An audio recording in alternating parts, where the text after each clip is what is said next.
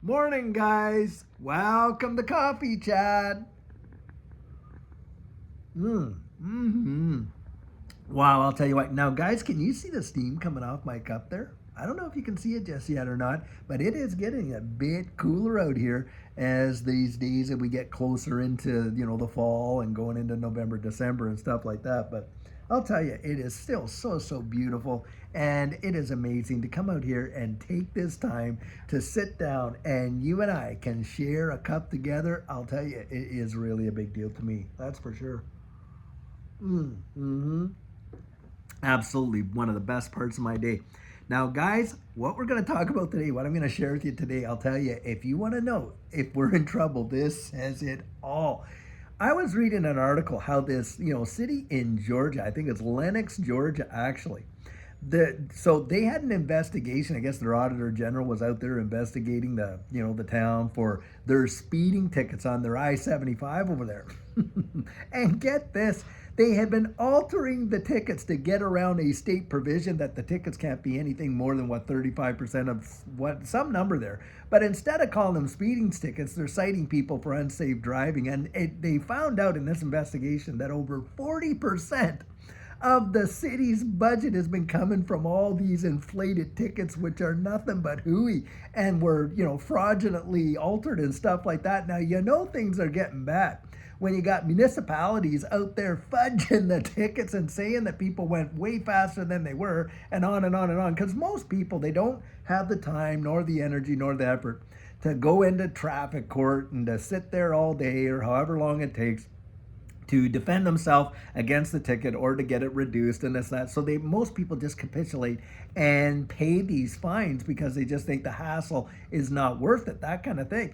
Well, here the city's out fudging the numbers, and if the economy is that bad, they're not getting big tax revenue and stuff. 40% of their budget has come from I actually was like, wow, I wonder just how many jurisdictions out there are pulling these kind of scams, not being investigated, and folks not even knowing. I bet you it's a lot more than what most of us suspect. And to me, that tells you just the state that we're in. I mean, it is crazy. But there's cities out there, boy, they're going to think up every way to squeeze the dimes they need, to keep on moving, just like everybody else does, right? But this is your municipality. How do you like that? Wow.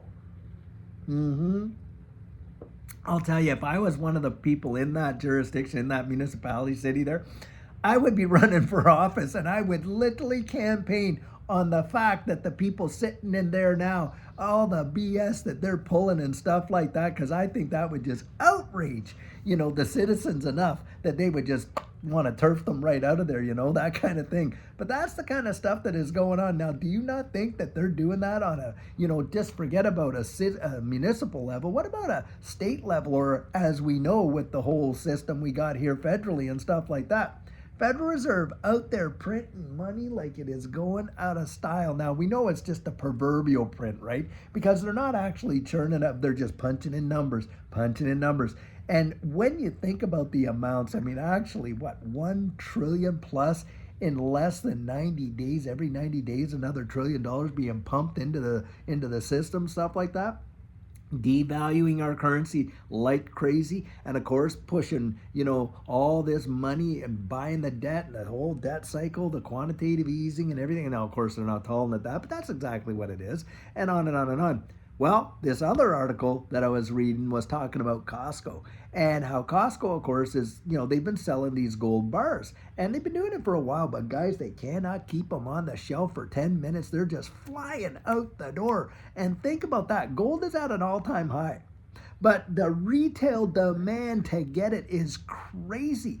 And at a time when most people are really hurting, but boy, I'll tell you, some of them are paying attention and they're out buying gold like crazy. Now, here's something else.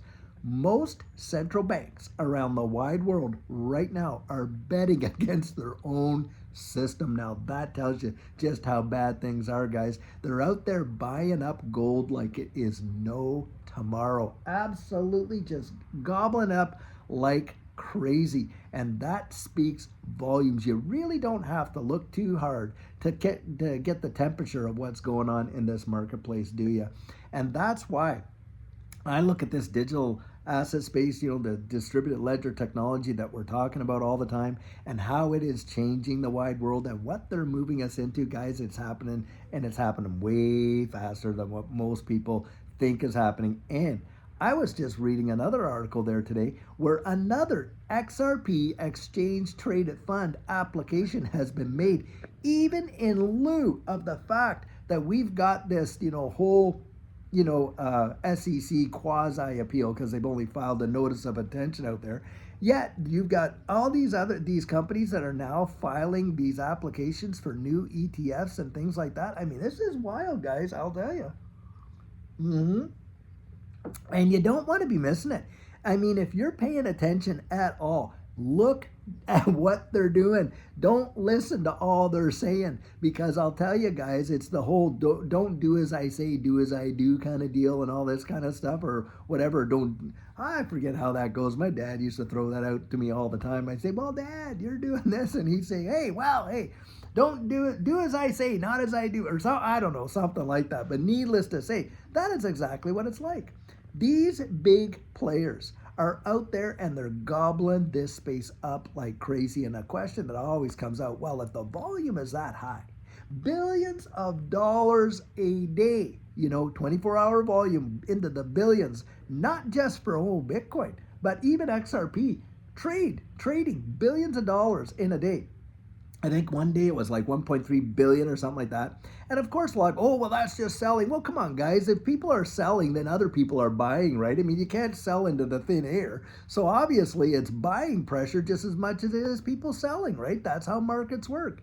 But the thing is this, do you really believe that that's retail? Come on. We know that it isn't. It's these big fish, these big whales out there that are just gobbling it up like insane. And guys, get this, there is not as much XRP available to retail as what people think. I mean, they think that there's this unlimited supply that retail can just go in and buy it up whenever they want. Do you know what, guys? There's really not as much as what you think right there. Among all these exchanges and this and that, and it's all really controlled by institutions in a powerful way, and they are moving the price. And you got market makers out there, because a lot of people say, well, if the volume's there, why doesn't the price move? Guys, you got market makers out there looking at the buy walls and the sell walls, and that's the whole point of market making, is they control, they kind of guide the price. Now, they will let the horses go, or they'll let the dogs out when they're ready to do it. But do you know when most retail actually get into the market? Guys, they get in usually at the top. Yep, that's when they get in. They FOMO in when it's green candles and all this and that. And you wait and see just how the narrative changes and just how the public awareness will go ape monkey when this space takes off, when they're ready to let the dogs out, we're ready to let the horses go, and they're ready to let this thing fly. You watch and see. Every news article, narrative, you name it, will be out there. They'll be pumping it like crazy. And who's going to be FOMOing in? Well, retail's going to be FOMOing in and that type of stuff. And that's the deal, right? That retail is their liquidity pool almost all the time.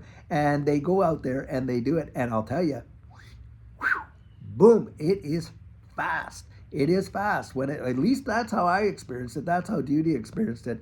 And that's what goes on. But when you see this kind of shenanigans going around, you got municipalities cheating people on their speeding tickets. You got all these other things going on. You got the Federal Reserve, printing money like crazy. People out there can't keep gold on the shelves, on and on and on. And all that's going on, guys, it's telling you something. It's telling you something. Read the signs. It's just like, hey, look, if I came out here and I saw, hey, there's a big gray cloud over there, and I can hear thunder in the distance and things like that. And having lived through a storm before, what would I be getting ready for? Well, I might be getting ready for some rain, wouldn't I?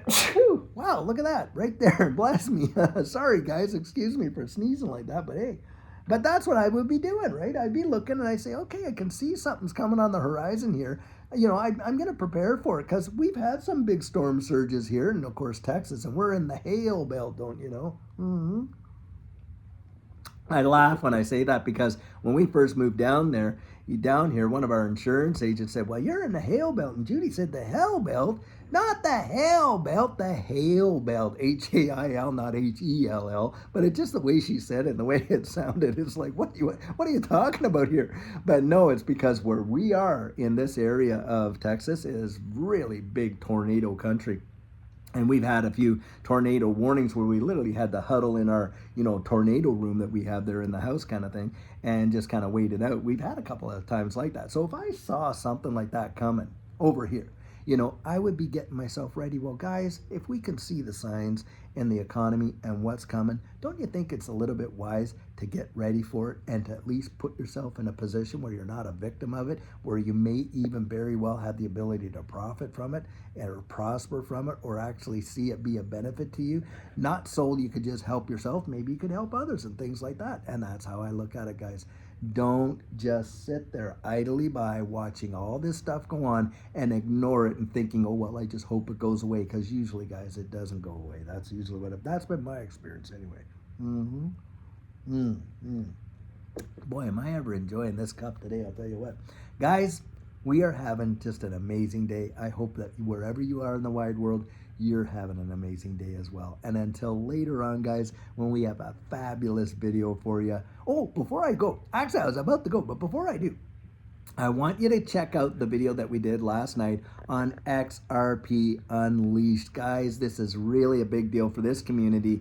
I was out there talking with Maya from Fruition Productions. Really great interview and stuff like that. And they're going to be coming out and making some availability for people to go out and see it. Let's get behind it and truly support it because it is a massive deal for us in this community, to be sure. So guys, having said that, hey, have a great rest of your day and take care.